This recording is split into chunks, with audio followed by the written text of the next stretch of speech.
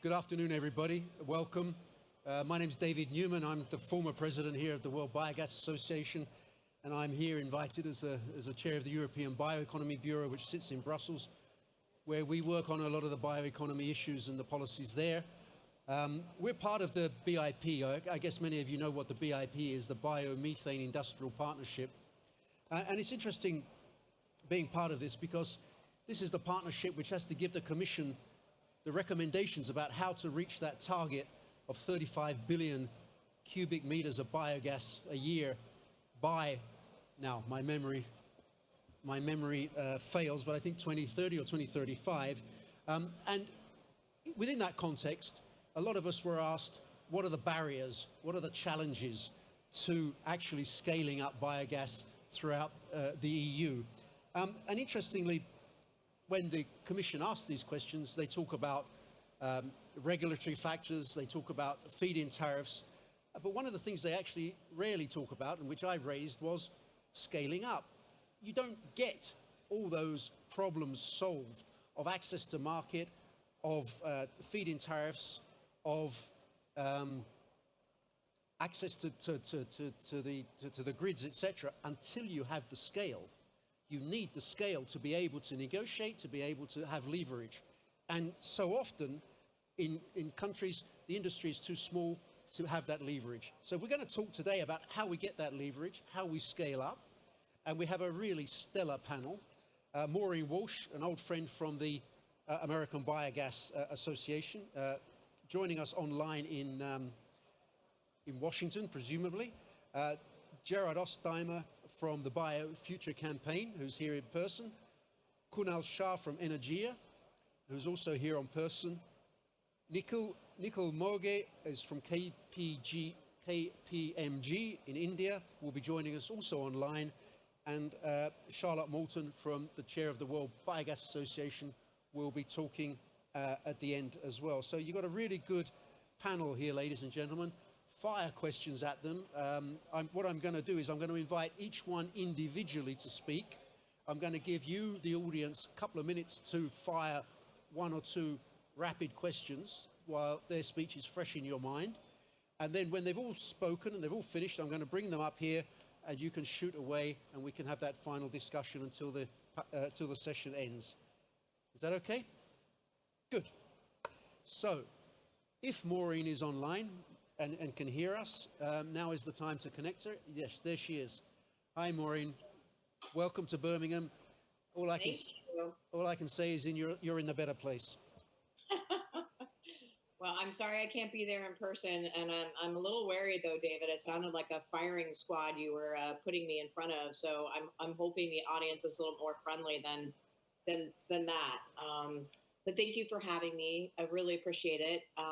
As David said, I am the Director of Federal Policy for the American Biogas Council. And so my focus for the ABC is helping them with their overall scope in the federal world, whether it be in Congress or be with the administration.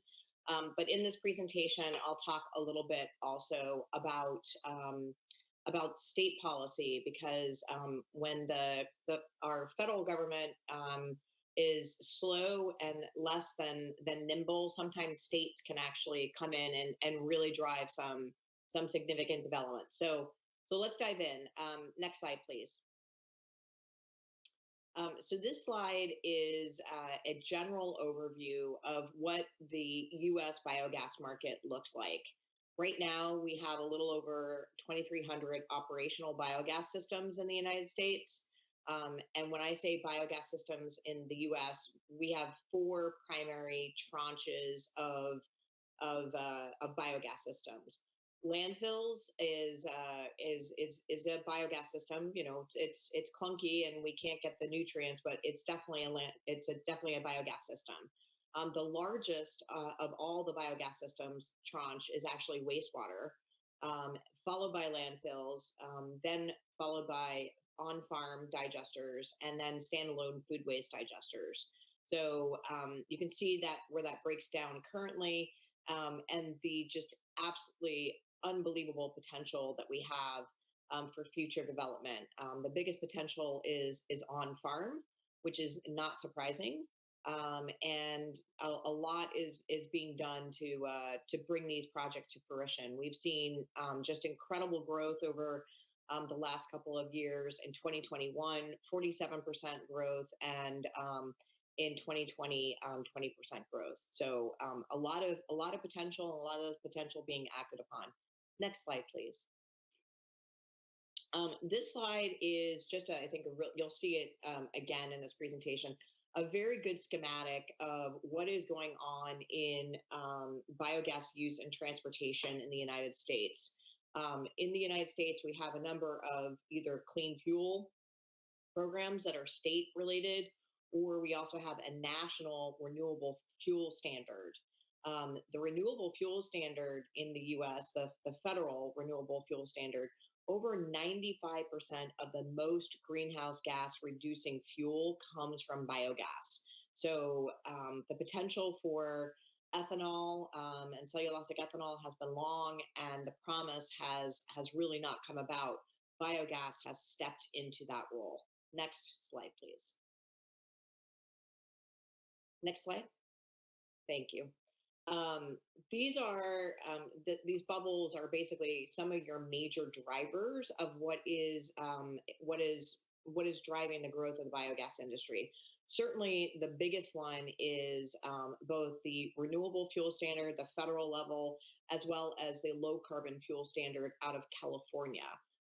Those two policies have really been the massive shot in the arm for growth in the biogas industry. But it's not the only thing by any means. Food waste policies, food diversion policies are also growing biogas development. Other states are looking at clean fuel standards. That is growing the development. And one thing that is really starting to come on very strong in the United States because of what folks are doing in the UK and in Europe is voluntary RNG purchases for ESG goals, scope 1 through scope 3 SEC requirements as well. And so what you're seeing is companies here that are a global industry, they're getting this push from Europe. And so once again, it's those European standards that in many ways are driving voluntary goals by US companies. Next slide, please. Next slide. Thank you. Couple other things that we wanted to add in here as well.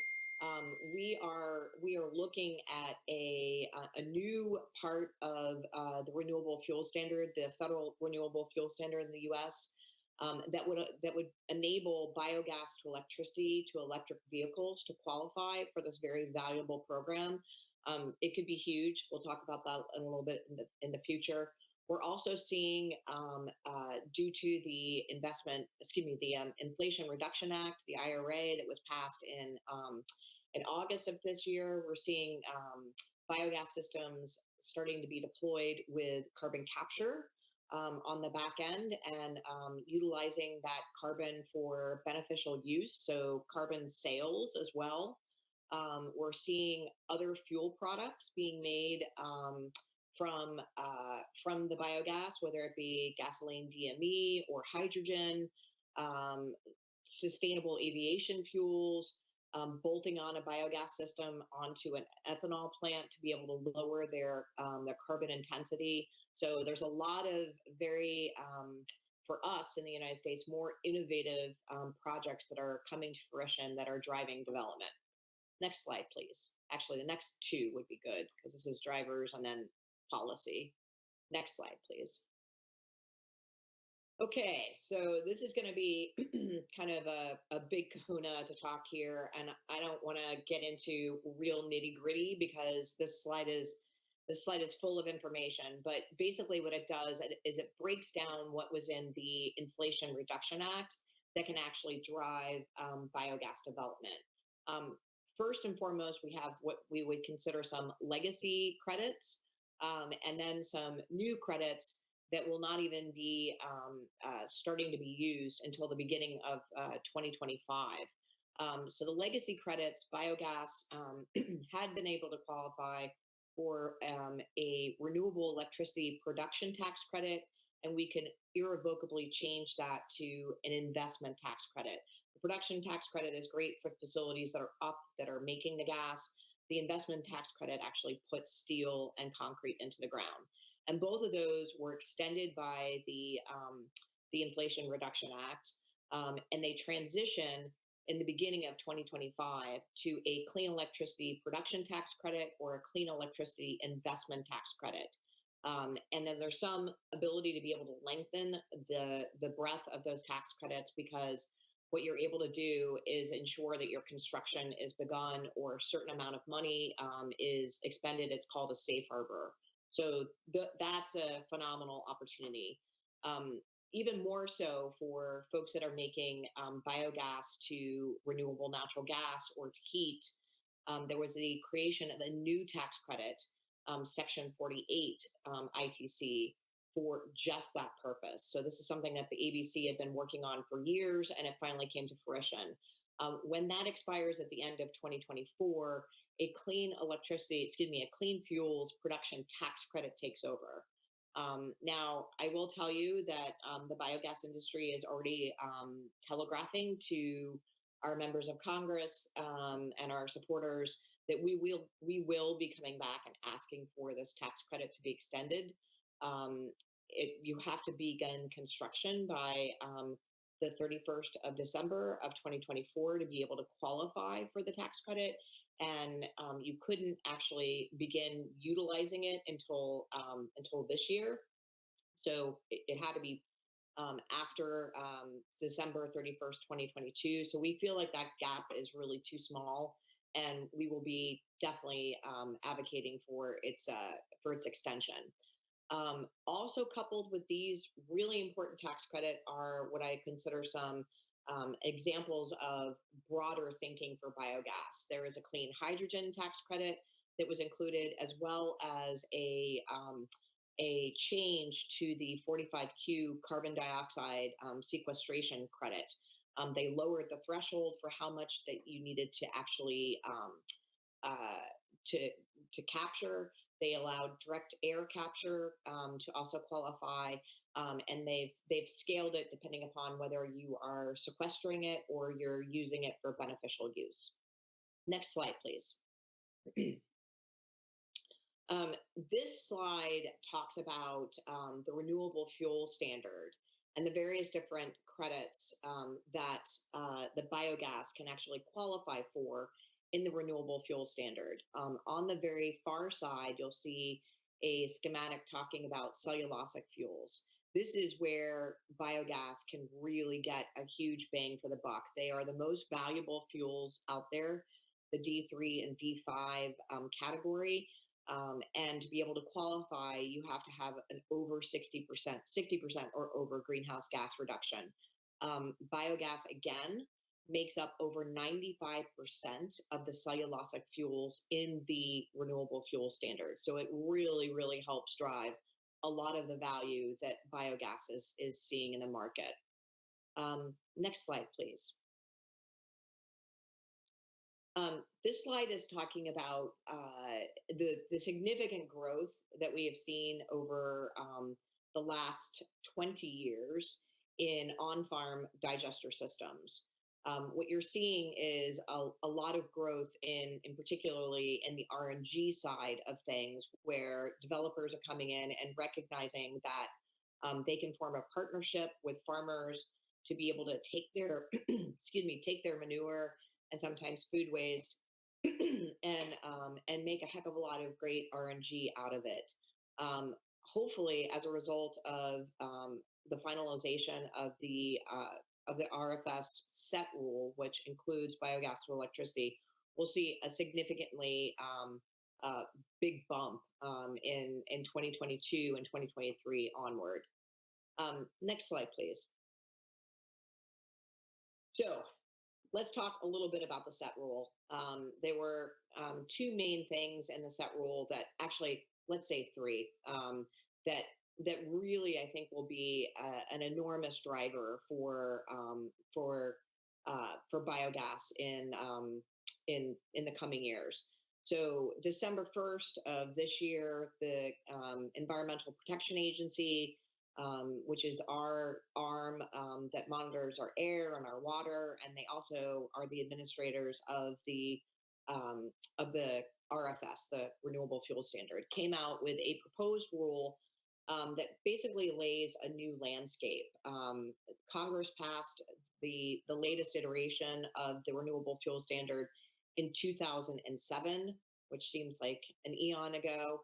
And basically, it had congressionally mandated volumes up until 2022. 2023 beyond, it is up to the EPA to actually go out and propose volumes. And so what they do is they survey the industries and they get feedback from folks like ourselves, as well as project developers and whatnot, and they come up with basically estimated volumes. So that proposed rule was released December 1st. Comments to it were due by the 10th of February, and now we are in this waiting period before they issue a final rule, which we understand should come out by July 14th. Fingers crossed. June 14th. Fingers crossed.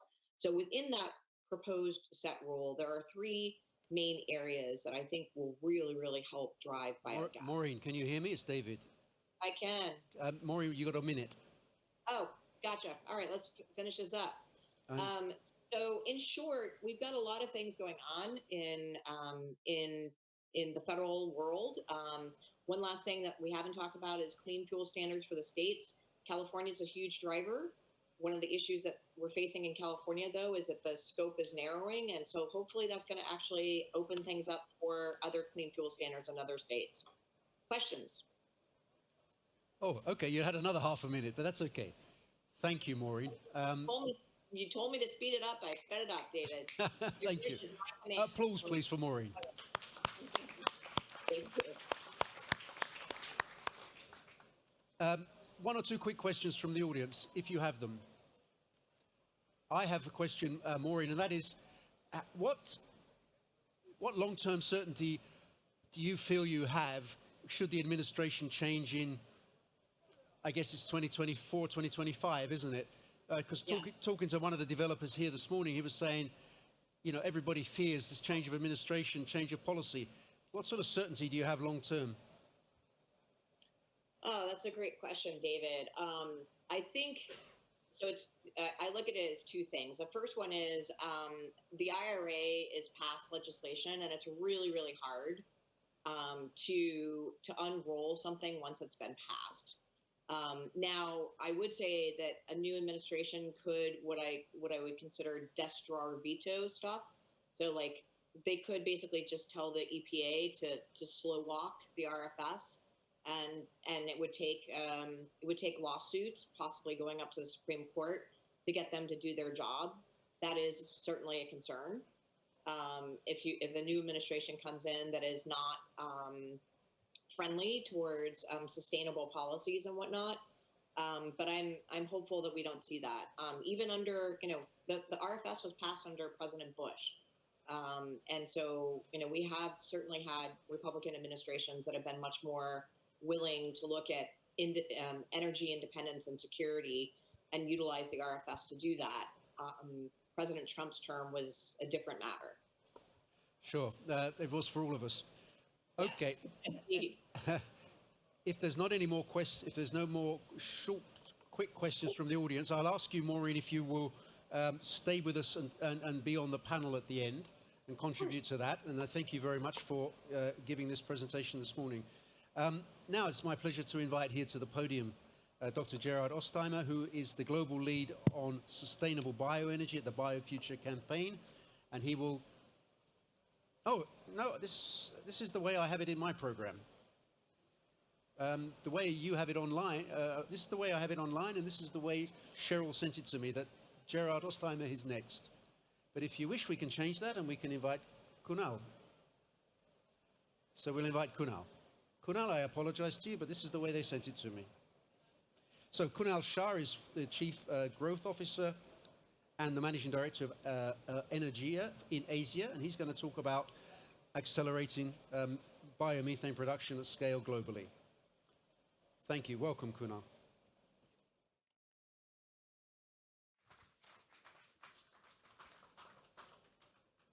Am I up? Can you hear me? Yep. Good afternoon, ladies and gentlemen. As David mentioned, Chief Growth Officer for Energia. I was asked to present on a topic that how do we accelerate biomethane production at scale and globally. We have a lot of biogas plants we saw in the US as well, but how to build large-scale plants globally. So I'm here today not to talk about a lot about our company and what we have done, but to share with you how we have done what we have done on a few levels to increase this mandate of biomethane production globally. Next slide, please. Okay. Thank you, David. So just quickly, we are one of the world's largest listed biogas company, listed on the Canadian Stock Exchange. We do only one business, and that business is to convert any and every type of organic waste into renewable power, renewable gas, recyclables, fertilizer, and clean water. If you think of us as a developer slash financier slash technology provider slash EPC slash O&M. So a complete end-to-end, not an equipment supplier, but trying to develop projects and build them. Truly a global company, Canada, US, Europe, Africa, and Asia. We thought that we want to make an impact globally. The green ones are the assets which we own and operate. The blue ones are offices and partners in the world. Over the years, the facilities which we have built, diverting about 8 million tons of organic waste a year from landfills and generating about 5 million MMBTU per year. Company is American, so MMBTU, apologies. Europe, you have a different, that's another standardization we have to work on. 1,600 projects over the last 30 plus years and about 230 patented technologies in the organic waste space. So that was Energia. Very populated slide, but I want to kind of get a consensus. We all agree that RNG, the time is now. We have different types of fuels on the table. People are talking a lot about hydrogen. RNG is one, methanol, ammonia. All, in our view, will play a role. But we believe that RNG is not just today, it was yesterday, and it can be pumped into a pipeline right now. You don't have to wait for 2030, like our other friend hydrogen has to be waited for. It can be made from a variety of feedstocks, and honestly at scale, and everywhere in the world. You don't have to make it one way and transport it another way. Every country can make it, every city can make it. It's more energy dense. I just don't want to get into chemical engineering, but we all know that it's more energy dense than hydrogen. And what we need right now is large quantities of RNG. And it's not a competition between RNG and hydrogen. The world of hydrogen is moving fast because the promise is that they're going to make tons of it. But I think RNG also, we could go to that level. I was asked how we as a company have tried our level best to kind of move the needle on making large-scale biomethane plants. No secret formula or recipe, and I want to share it today with all of you here because we want to move this mandate forward. When we started focusing on markets which had either a carrot or a stick, so either a legislation or an incentive. And that's how we started in the US, in Europe, and then slowly we migrated into other parts of the world.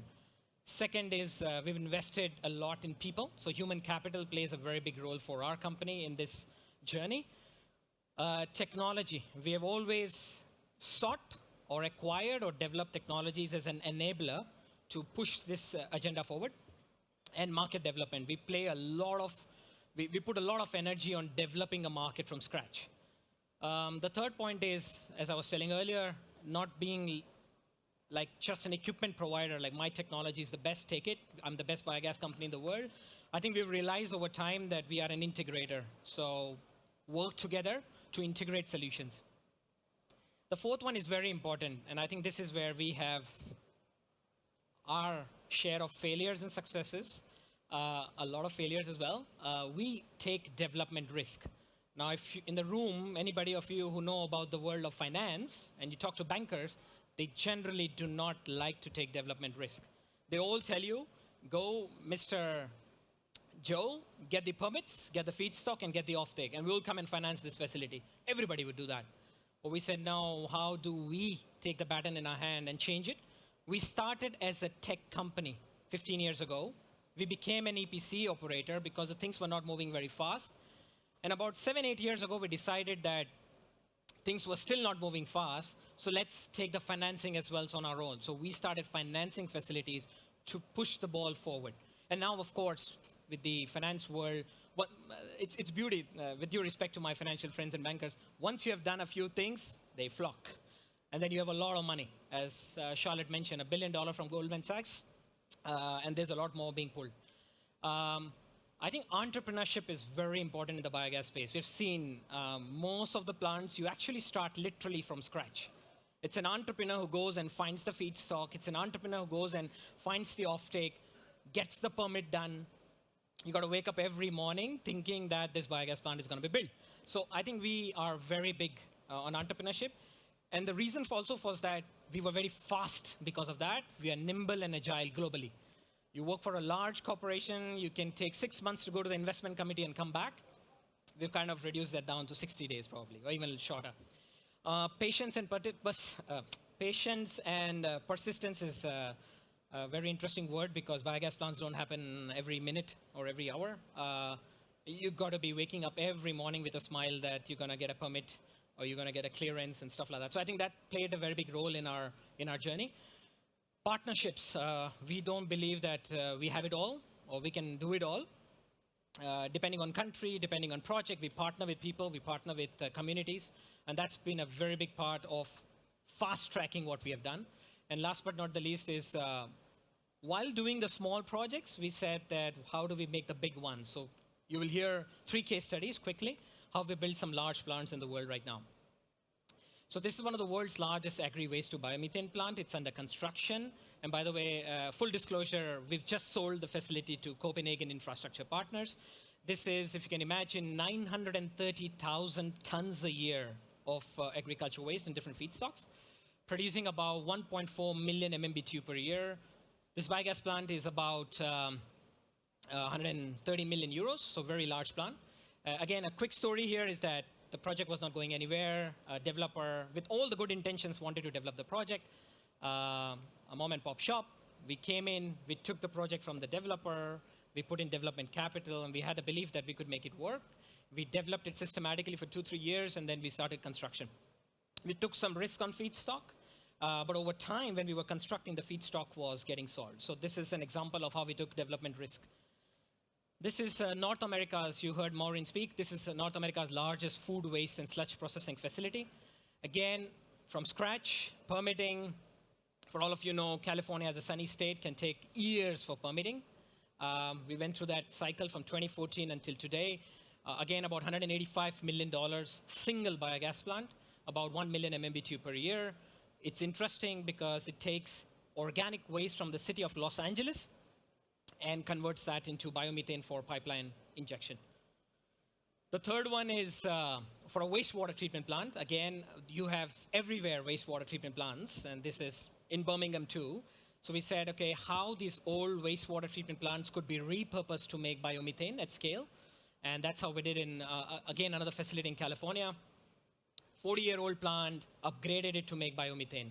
A PPP with the utility, so utility and us are partners, and we have a revenue sharing model with the utility, so everybody's happy. This is very exciting because we are talking about EU, David. We are building the largest food waste to biomethane platform in Italy as we speak. 4 facilities out of these 6 are commissioned or stages of commissioning and 2 under construction. Again, very interesting, various stages of development. Developers were trying to develop it. We took the risk. We started spending the development capital. We got the permits in place, feedstock aligned, and offtake fell in line thanks to Mr. Putin. Now the gas prices are very nice. So our IRR has kind of increased on these facilities from the time we took the risk, right? So risk and reward. So 6 facilities, all this built in the time of COVID-19. So we took the development just before COVID-19 hit, and now we are looking back and said we did the right thing. The office has grown from 20 people to 90 people, and we're doing quite a lot of stuff in Italy right now. one of the plants.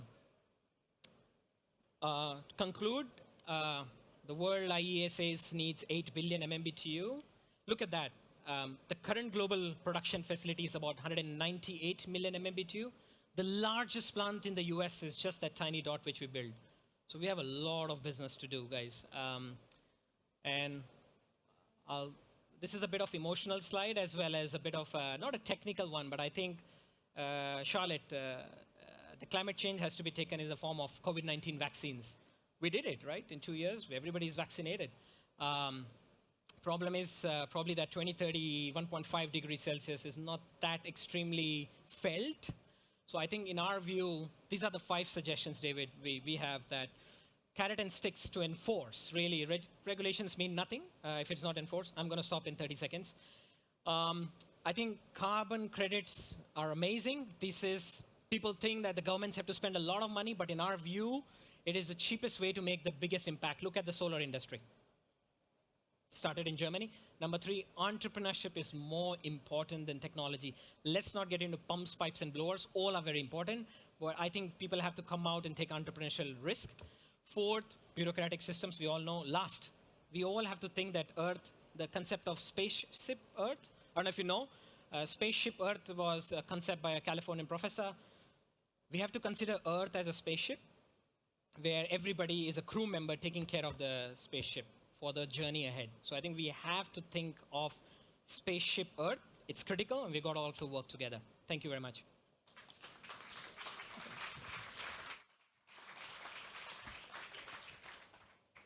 Kunal, thank you very much. Ladies and gentlemen, any quick questions to fire at Kunal? Okay, I have one for you. Why did you choose Denmark when there is already one of the biggest biogas plants in the world in Denmark doing animal waste? I mean, you're putting yourself in a position there of actually competing with nature energy on their territory. Why did you choose Denmark? Very good.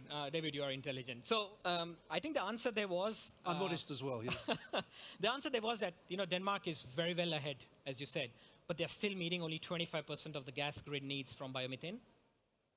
We figured out that there are these 12 large plants nature energy has built, but there is so much in the southern. So our plant is in the southern Jutland, in the southern part of the Denmark, and we found that there is no biogas plant there in that particular area. And this developer who approached us, who was developing this biogas plant for 8 years, mom and pop shop, due credit to him, he kept on going every day, and he convinced us, and our CEO took the call on it. And I think it has been very good. Congratulations. Okay, Kunal, you'll be back on the panel when we finish. Thank you again. Now, I announced you before, Gerard, so I'm pleased to welcome you for the second time.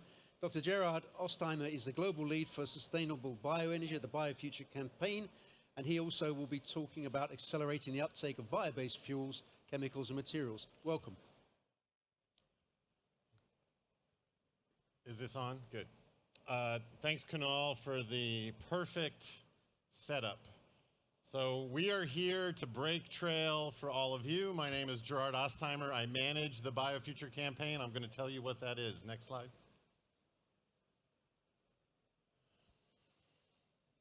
Oh, sorry. We're all going to learn that lesson.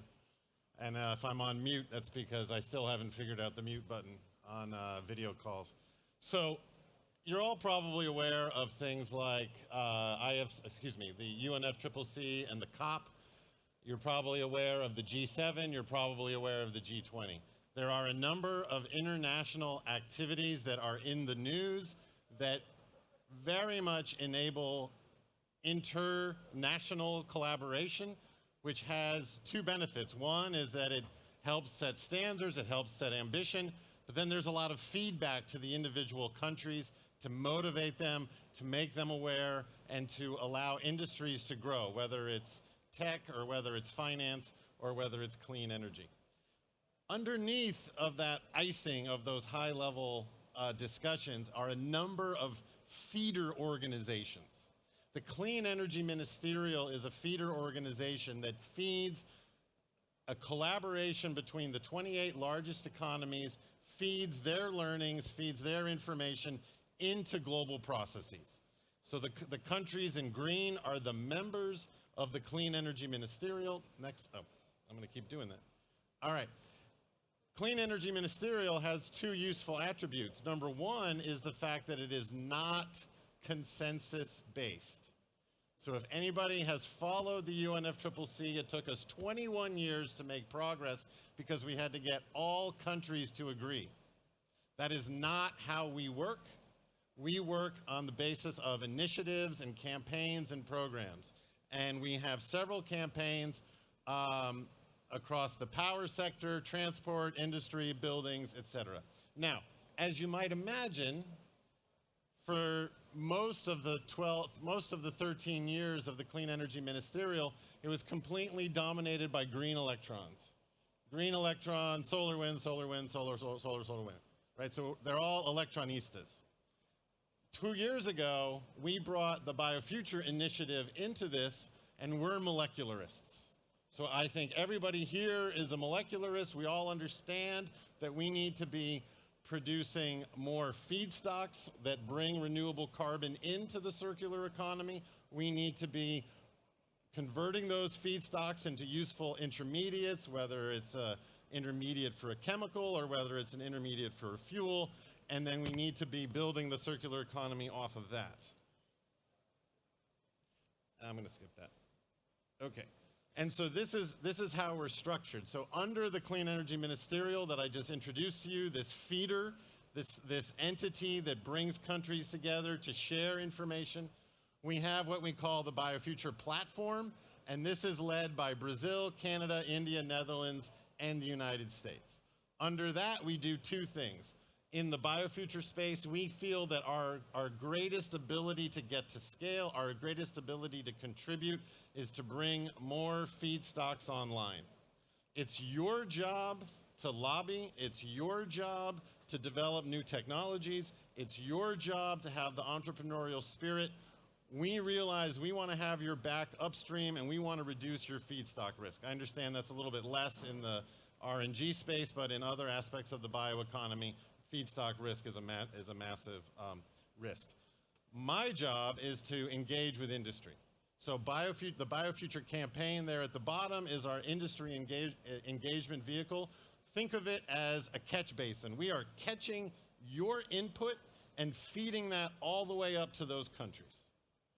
That's why we are very happy to have partnered with the RNG Coalition in the US, the European Biogas Association in Europe, and absolutely with Charlotte and her team at the World Biogas Association, which is why I'm here today.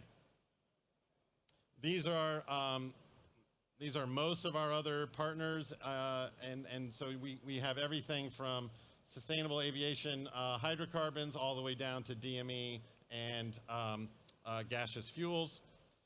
And right, so what we're working on right now, sorry for the text, what we're working on right now is that our focal point every year is the annual meeting of the ministerial. Last year we met in September in the United States. This year we're meeting in India. If any of you are interested in growing your businesses in India, the meetings in July provide you with an outstanding opportunity to engage with Indian policymakers all in one place, one-stop shop. Next year we're meeting in Brazil. And then we have a series of other meetings throughout the year, and we'll be inviting you to participate, and hopefully Charlotte will be helping with that. And we have the messages that I've put up here. Something that Kunal mentioned is that something that we should be thinking about in the European context now is energy security. So if you look at where we have clean energy policies, where we have sort of molecule-friendly policies around the world, Brazil, Thailand, USA, etc., where we don't have issues around whether crops can be used or not. Those are situations where those countries put their policies in place not for climate but for energy security. So in Europe, you have a situation where the driver for bio-based products was always climate.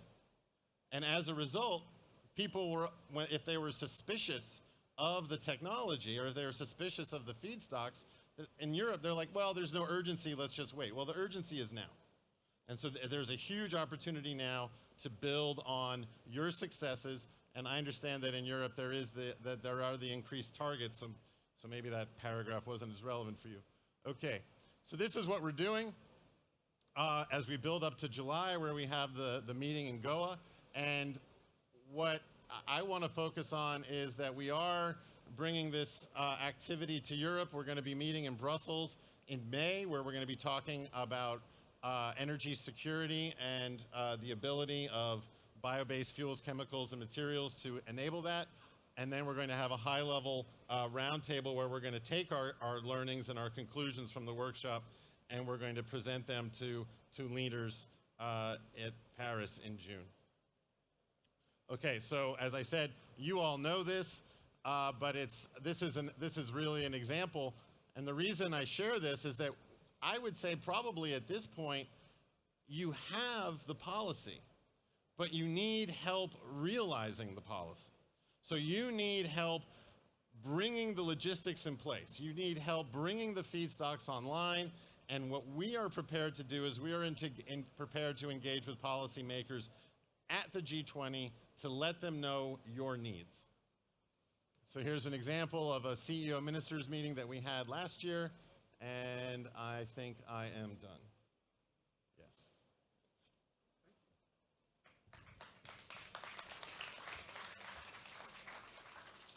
Thank you, Gerard.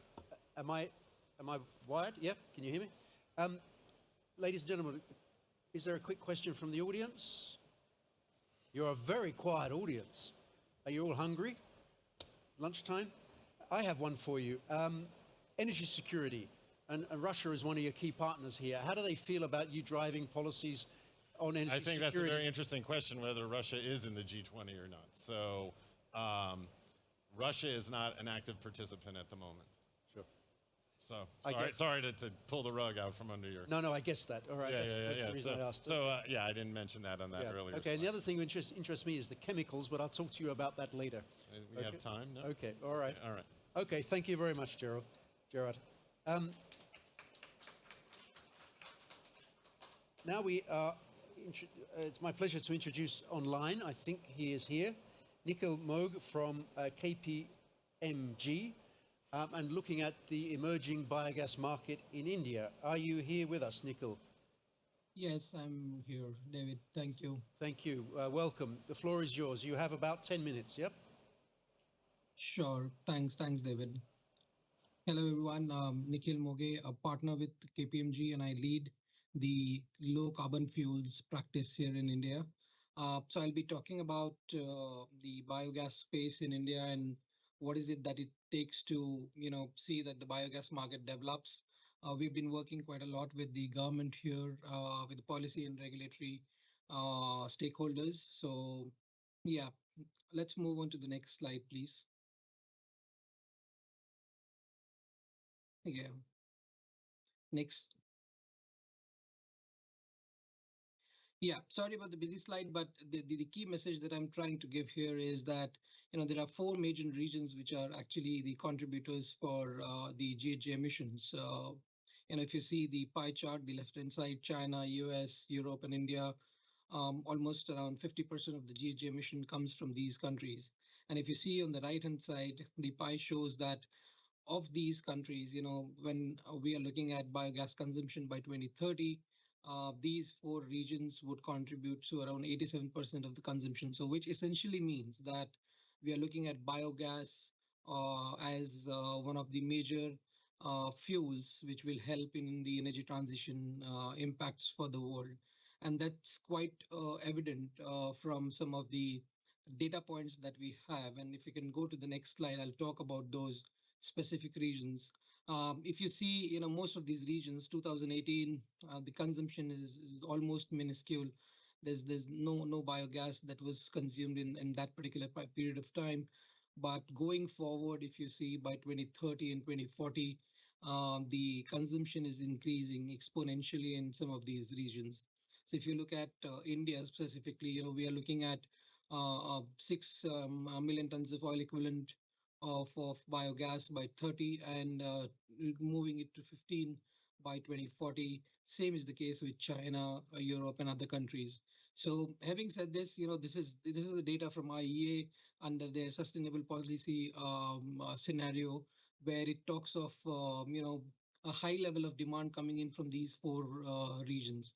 So that's the reason we need to see that some of the regulatory and policy initiatives that are happening across the globe are done seamlessly, so that there's a lot of learning that can be taken between the countries. And the earlier speaker spoke about some of these initiatives being undertaken. It's quite heartening to see that things are happening on ground. uh, Moving forward to the next slide, please. Yeah. What I'll do is maybe I'll talk about the Indian markets and where we stand. If you can go to the next slide, where we stand in terms of biogas. So, 2018, there was a national biofuel policy that was announced by the government of India, and there were several amendments that was done in these policy, in which the biogas sector was given due importance in terms of a specified policy called SATAT, which is Sustainable Alternative for Transport. This was being, issued by the government of India to look at development of biogas within the country.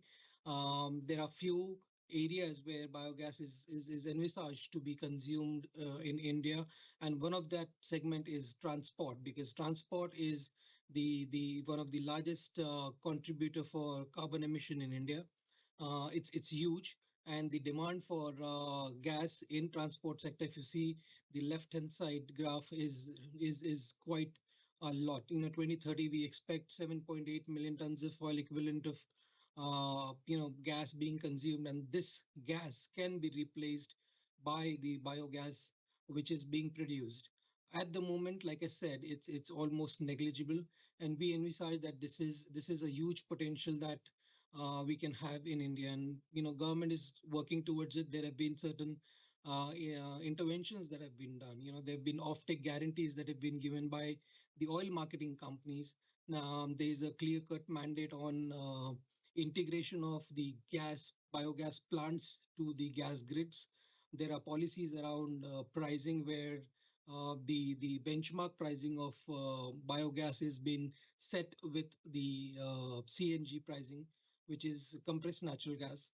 So there are several initiatives already being taken. There are few benefits that we see as a country, because India actually imports 85% of our crude and 50% of our gas, and that's the reason we are heavily dependent on fuel coming in from outside our country. So, developing plants within the country will help us reduce our import dependence. It'll help us in forest savings.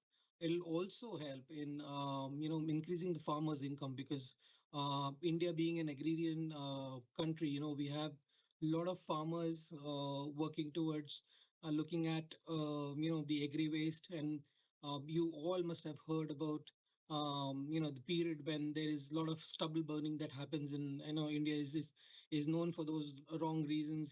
There's a lot of pollution that happens in the northern part of the country. All that is being taken care of now by introducing some of the policies on ground, and farmers are being paid for not burning the crops, but also giving these agri residues to the plant owners. And this year we saw the difference. The stubble burning is actually reduced by 48%, which is a good news for us. So hence, it has overarching impact, not only in terms of the economics, but also in terms of the social benefits that these plants would, get in. If you can just go to the next slide, please. So some of the major areas, and some of you who must be aware of the Indian geography, there are 4 or 5 major regions which are quite heavy on agriculture. And these are the regions where we see a lot of potential coming up. So, if you see the top line, we are looking at around 50 million tons of oil equivalent of potential coming from only the 5 states that we are talking of. And we have not. So this is an analysis that we did, some months back, where we are looking at these states and looking at how the potential can be utilized. And when we're talking of these, the potential is predominantly from the agriculture residues that comes up, the municipal solid waste that the cities generate, and also the animal and poultry waste. So there are many such areas which, or the raw materials which we are looking at for development of biogas in India. And there are few challenges that exist. And if you can go to the next slide, I'll talk about these challenges. Yeah, Which are Nicol, this is David. A minute, 2 minutes, please. Sure, sure. So these are the challenges that we see. It's happening on ground. We have seen some of the financial challenges, and Kunal talked about these financial challenges. There are a few challenges related to a market. There are few challenges related to supply chain, which is actually impacting the overall offtake of gas. And then the last is implementation challenges, which is to do with technology, high technology cost in case of segregation if the municipal solid waste is not segregated at the source. So while these are the challenges, we at KPMG, we are also working with Government of India on these challenges. There are a few policies that are under development. We might see some changes happening in the policies to address some of these challenges. Sorry. And specifically on the supply chain side, when we are looking at the overall supply chain for raw material, there are several incentives being given at the state level, which is going to impact the overall flow of raw material from the farm to these plants. So while I say that there are challenges which exist, there's a lot of work that is being going on in India on the biofuel side. And when I say biofuel, biogas is one of the biofuels. And I'm positive that these changes would not only help India but also the region and the world to move towards the energy transition that we are looking at. Thank you, David. I think I'm done. Yeah. Thank you, Nicol. Ladies and gentlemen, thank you. Now, Nicol, rather than asking you a question on the ether, I'm going to ask the panelists please to come here. We have 5 minutes for... no? Yeah, please, Charlotte. Yeah, Gerard. Kunal. And Maureen and Nicol online, please. Listen, I want to ask you, Charlotte, a question because I wanted to ask you about standards, industry standards, because I know WBA is working on industry standards. And I also wanted to throw that question back to Nicol online when you've answered, because the questions of standards are fundamental, because otherwise we're going to be building biogas plants in some countries without standards to low standards, therefore. Charlotte, explain what WBA is doing on this. Yeah, we have what we call, and I mentioned it earlier, the Making Biogas Happen program, which is fundamentally has I think 3 main components to it. One is looking at how developing a suite of policy and regulations that can be applicable in every country. So, for example, every country you go into, you've got a different set of regulations, don't you? And we listen to Maureen and the challenges and the detail involved in all the sort of policies that are happening in the States. Now imagine if we could have a sort of a much more standardized set of policies and regulations and standards that were applicable in every country. It would be so much faster for developers like Energia to roll out plants at scale. I mean, just thinking about the biomethane standard in the UK, it took about 3 years to get to the point of having a standard to allow biomethane to be injected into the gas grid. Well, we're on 6 years and 9 months, as I keep saying, to get to 2030. We simply don't have that time. So it's about standardizing the standards and regulations is one element. The second element is that it's really, really important that all plants are designed, built, and operated well. Every time there's a plant that isn't, or falls over, or it creates an environmental issue, or worse, kills somebody, that creates a terrible reputational impact on the industry as a whole.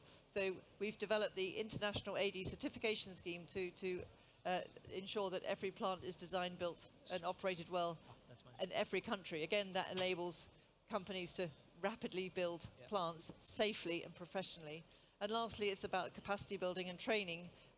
We clearly need a lot of training, so it's a training platform to which we will, training providers can put training content on the platform to make sure it's available across the board to as many people as possible. So this is a program. We are getting investment to be able to develop it, but just wanted everyone to be aware that that's the plan, so that we can really facilitate and hopefully support developers to roll out fast and safely. Thank you. Nicole and Maureen, I know we don't have much time, but I'd like you to sort of pick up that those points of Charlotte, and particularly you, Nicole. We wrote to the Indian government, I think about a year ago, didn't we, 18 months ago, to say we're very concerned that you're going ahead building plants, but you don't actually have any standards for them. Has that changed, Nicole? Yeah, David. So there are few discussions that are happening at the ministry level, wherein there's a committee that has already been formed, which is working on standards for the plants and also the specification for the biogas. Because you're absolutely correct. You know, what has happened is some of the plants which have come without any standards, the quality of biogas is creating problem inside the gas distribution network. And you know, the government and the regulatory bodies have you know, realized the fact that yes, there is a need. So there are things which are moving on ground. There are few areas where we are working. Maybe, you know, we can catch up online, offline, and I'll let you know about some of the things that we are already doing. Thank you. And Maureen, do you have anything to add on that? Yeah, absolutely. So the American Biogas Council has a big program that's based upon education, and we have digester operator training. We have best practices. So you know, the ABC is exceptionally aware that the last thing we want is to have biogas systems that are operating subpar or bad examples, or give the industry a black eye. So you know, the ABC is definitely leading the way when it comes to education, research, rolling out best practices, and focusing on the training of those biogas operators, so that we're positioning the industry for success rather than failure. Thank you. A question really for all of you.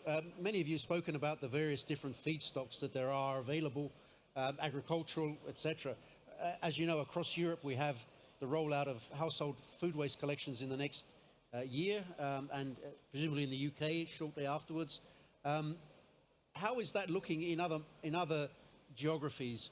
You know, Maureen, I think it's a very patchy situation in North America, and presumably, Nicole, you will tell us that very little household food waste is being collected in India. And how do you see that as well, Gerard and Kunal, working out across your geographies as the feedstock of the future? Because I'm very enthusiastic about food waste and see that as a feedstock of the future, but not everybody shares that point of view. Maybe Maureen, you'd like to go first. Sure. Part of the issue is in the United States that everybody thinks that we're a united country. What we really are is 50 small countries, and within those 50 small countries are states. We leave the majority of our waste policy to the states, and then it's even down to the municipal. So it's what you're seeing is basically food waste diversion coming from large municipalities like New York City or San Francisco, but they're voluntary programs. They're very much carrot-driven rather than stick-driven. But you're also starting to see a lot more food waste projects develop as a result of consumers demanding it, consumers driving it because of preferences, wanting to be more sustainable, wanting to support ESG goals, etc. But it's a very disparate system. We're a huge country. I don't think most people realize how large the United States of America is. But it is excuse me, I have a cat who's very needy and wants to be on Zoom, obviously. So what we're doing is we're seeing those patchworks develop, but it is starting. I live in Arlington, Virginia, outside of Washington, D.C., and we have a voluntary food waste diversion project set up here. It's curbside. It's picked up every week. That's so interesting. It's happening. Good. Well, fingers crossed. Does anybody else want to pick up on that? Nikhil, sorry, do you want to pick up on that, on food waste dilution in India quickly? Yeah, David. So this is something that you're absolutely correct. It's very, very low in terms of priority at the moment, but Government of India is looking at this as one of the major factors to get into the overall raw material basket. So I think there's a lot of work to do, David, and we are still at very, very, very nascent stage. I would put it that way. Thank you. Gentlemen, I can go first. Yeah. So the portfolio you saw, David, we second that enthusiasm that food waste or organics locked in the city's waste is one of the biggest organic feedstock on planet Earth right now. The beauty with that is that every city has it. You can make biogas there and use it for the network. Two types of food waste: industrial organic food waste, or the second one is in Europe you have the pre-consumer package waste, and the other one is a post-consumer. Millions of tons of post-consumer food waste across the world, right? We as a company are focused on that because the banks like it because the contracts are with the city. So we get a contract from the city, and that the feedstock is assured. As long as human beings are there, food waste is going to be there. So there is a sense of comfort there. But David, contamination. out of all disclosure, it is a tough part. So Maureen mentioned about regulations on curbside collection in a few states. California has a proper legislation called SB 1383. The implementation has not been there, even in the Silicon Valley of the world. So the other countries have to follow up. So I think people have to walk the talk. The regulations are there. It's a fantastic regulation. 75%, they're okay with landfills, but no organic waste should go to the landfills. But the legislation, the haulers, the landfill operators have not been very... It's like asking a turkey to vote for Christmas.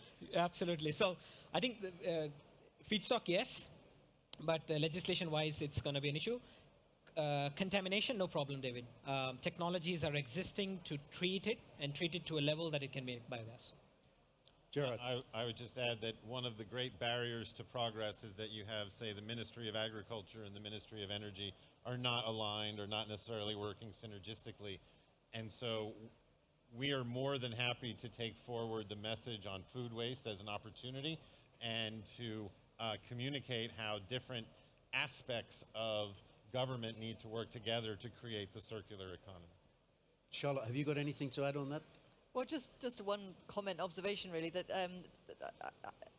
food security is going to become a much more serious issue than we perceive it to be today.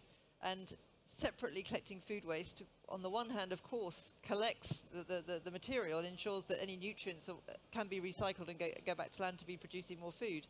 But the most important benefit is the food waste reduction that comes from collecting it in the first place. And that's, I am obviously the biggest fan of AD, but I think a statistic I've heard in the past is that reducing food waste is 8 times better even than AD.